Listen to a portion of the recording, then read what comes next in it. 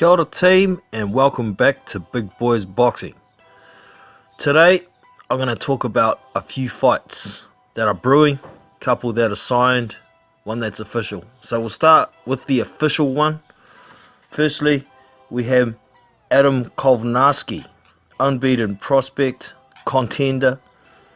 He's 20-0, and he will be facing off against Robert Honnaeus, who's 29-3. Now, I don't particularly like this fight much. Reason being, Robert Honnaeus got knocked out by Gerald Washington, who Adam Kovnerski has already stopped.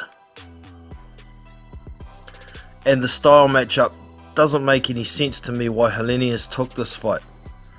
Honnaeus tends to gas out. Like when he was fighting Gerald Washington, he was winning the fight reasonably comfortably, but he started tiring, and when he tired, he got caught with a good right hand and put to sleep. Now, somebody like Adam Kovnerski, who puts on a lot more pressure than someone like Gerald Washington, is likely to gas out Honnaeus much quicker and end with the same result. The only chance I see Honnaeus of winning this fight is by knocking out Kovnerski, catching him coming in with something big. But we've seen Kovnerski take plenty of shots. He's very durable, and he just keeps coming. He takes 3 to land 3. There is a huge size difference, so maybe it's going to be a bit tougher for Kovnerski to get in on Honnaeus, but I think it will just be a matter of time. I'm picking that fight's going to be over within 7 rounds. That fight is confirmed. That's going to be the main event at a Barclays Center on the 7th of March. The next one I'd like to talk a bit about. The fight is actually signed apparently, and it's going to be in Australia, but it's not actually confirmed on BoxRec as yet. Now, the fight will be between Australian prospect Dempsey McKean, who is 17-0, hasn't really fought anybody of note. A few local suspects down this way, like Willie Nacio,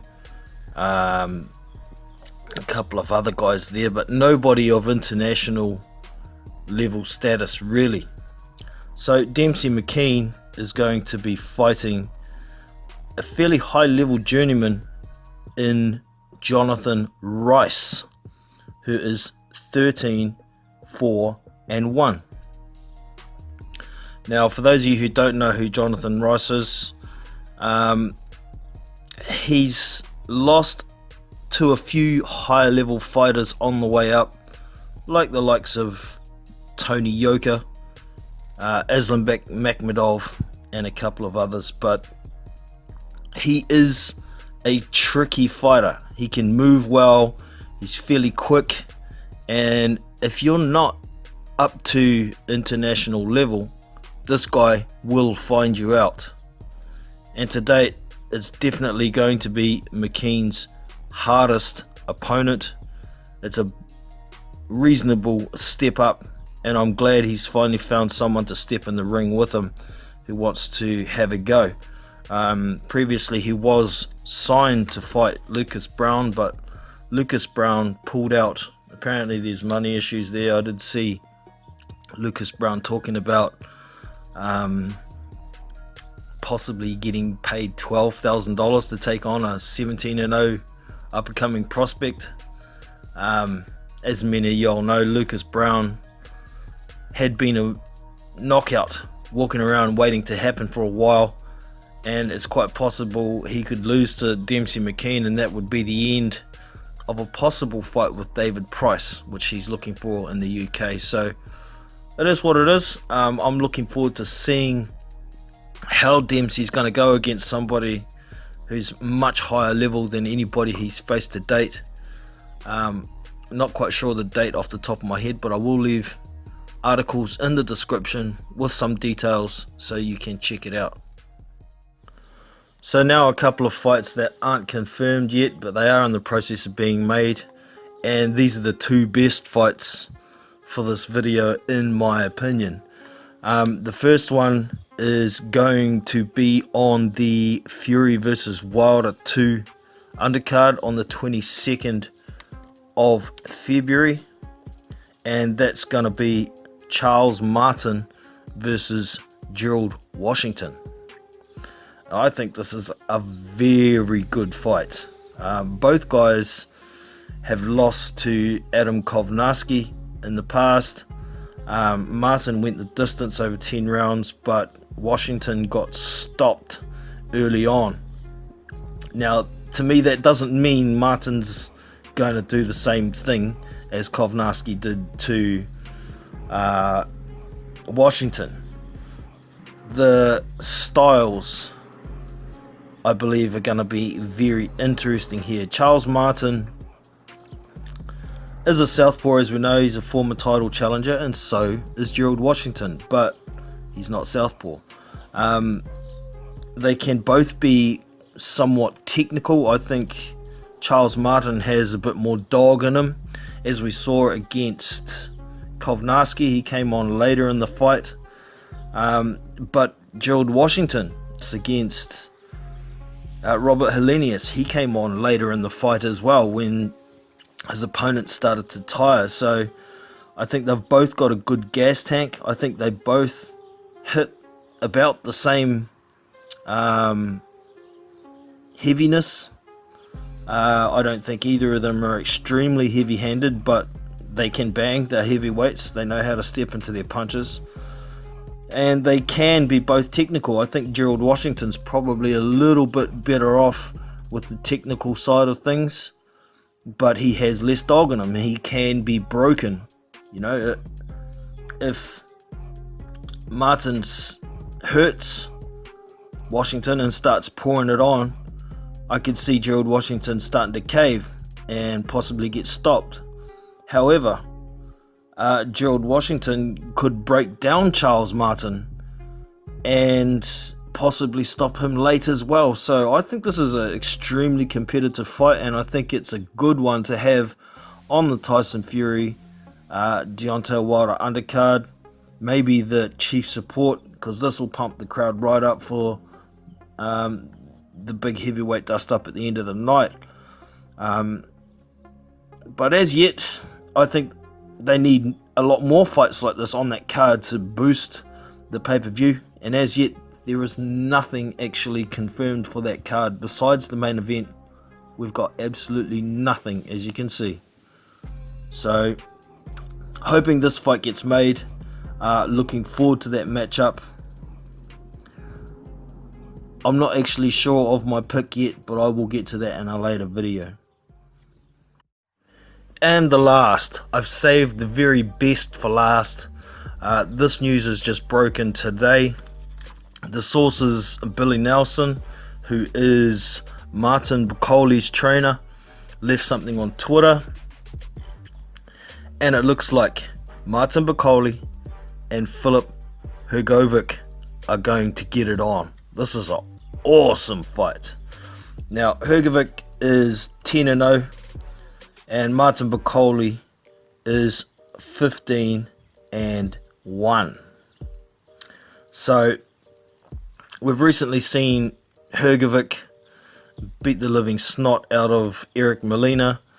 Some say he didn't look very defensively sound, but in that fight in particular, I don't think he respected Molina whatsoever. He didn't think Molina could hurt him, so he was just doing his thing. It was all over in, what was it, 2 rounds. Molina shouldn't have been there in the first place. And Martin Bucoli has had a recent stoppage win of Marius Vuk, and that's saying something, because nobody stops Marius Vuk. So this is a very tough pick, but I think Hrgovic should come away with the win. Martin bucoli does have a loss on his record already. He lost to Michael Hunter, but he was injured in that fight. He'd done something to his shoulder. He wasn't able to use his arm whatsoever. I don't think it was a case of him looking for a way out. I think he was actually injured, and Billy Nelson, his trainer, was telling him he just needs to fight. He needs to go. He can't pull out. So I didn't like that from Billy Nelson, but it is what it is. Martin bucoli got the light shone on him from sparring with Anthony Joshua. He's an absolute animal in the ring. You get in close to him and he's going to throw a lot of punches. So I think Hrgovic would be best served to try and keep this fight long. Obviously, he's got the height, the reach, the youth. He has a lot in his favor. Now, I can't see any reason why this fight can't get made, because both bucoli and Hrgovic are matchroom fighters, so I can see it possibly ending up on maybe the Pulev versus Joshua undercard, wherever that fight's going to end up. It could end up on a Dillian White card at the O2 in April or March, or there's plenty of opportunities for that fight to be screened on a Matchroom show or a DAZN show, but I imagine it'll do best in the UK because that's where Martin bucoli is from. So we'll see how it goes, but this is an awesome fight. I'm crossing my fingers, my toes, my eyes, my nuts, everything to make sure that I can have this fight made, because it's making my mouth water. I really want to see it. So those are the 4 fights to look out for in the near future, and I hope they all get made. But let us know your opinion on all of the fights. Give us a quick pick for each, and we can get some conversation going. I hope you've enjoyed the video. Don't forget to give me the thumbs up if you have. Subscribe to the channel so you don't miss future content, and I will catch you in the next one.